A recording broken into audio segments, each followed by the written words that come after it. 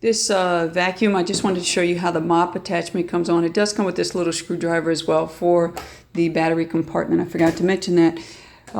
Here's the mop attachment. The way it works basically is that this is a Velcro. They call it a microfiber cloth, and it just peels off and pushes on here, and so that you can wash them. And it does come with the extra one, as I mentioned before. And I don't know if you can see that well, but there's a little slot that goes in, and it's on each side right there. And so then once you put that in, you press this down, it snaps into place. And so I'm not going to do it because I'm using one hand, but basically it snaps into place right there. And so what's happening is the machine is going along and it's dragging this mop in front of the vacuum.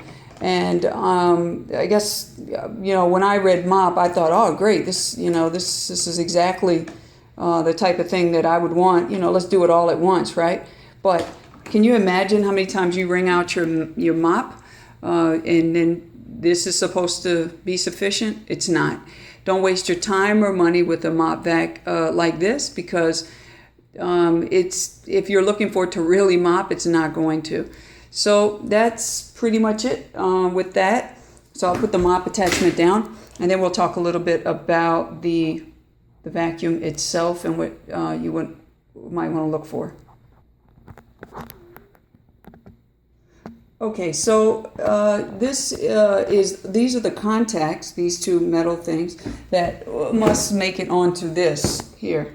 So it basically will come up and park like that. You can see those two have to mate up with those two. So sometimes it'll park sideways or this way. As long as it makes contact, it's good, and that's probably why the bars are so long. It doesn't seem to be very accurate. It did a fairly good job of cleaning, although most vacuums in this price range have two brushes, one on this side and one on that side. And this one just has one. I noted that. This is also, this is pretty nice. It's like very soft. Probably because it is going to bump into your furniture, and hopefully it makes contact and pops back.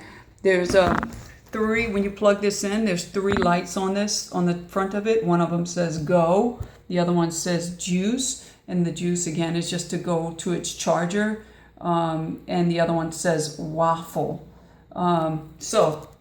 And that just means clean it back and forth. A couple things with this unit, they refer to it as a woman in their manual.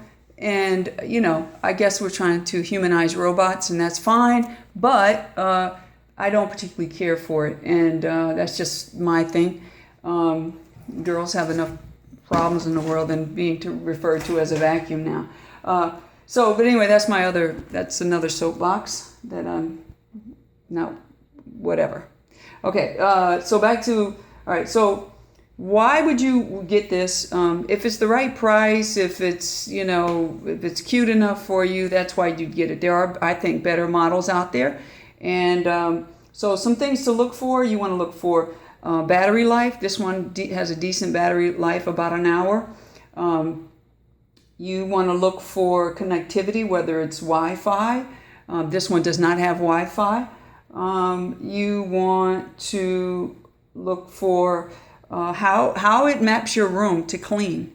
And so, for example, does it use heuristic or ceiling cameras or laser navigation? It doesn't. It just basically uses heuristics, and it just sort of learns as it goes, and it doesn't really learn it. It temporarily learns it and then goes on. So it could hit the same item a couple of times, but over time it's supposed to clean the whole area, which I find a bit gives me anxiety, right? Because I'm not sure if it's really going to do it. Overall, this is I'm not going to keep it purchase. I'm going to try another one, and I'll keep trying them and keep reviewing them until we find the right one. Okay? Hope you enjoyed this review. Leave a comment if you like, and hit subscribe if you like. Thanks.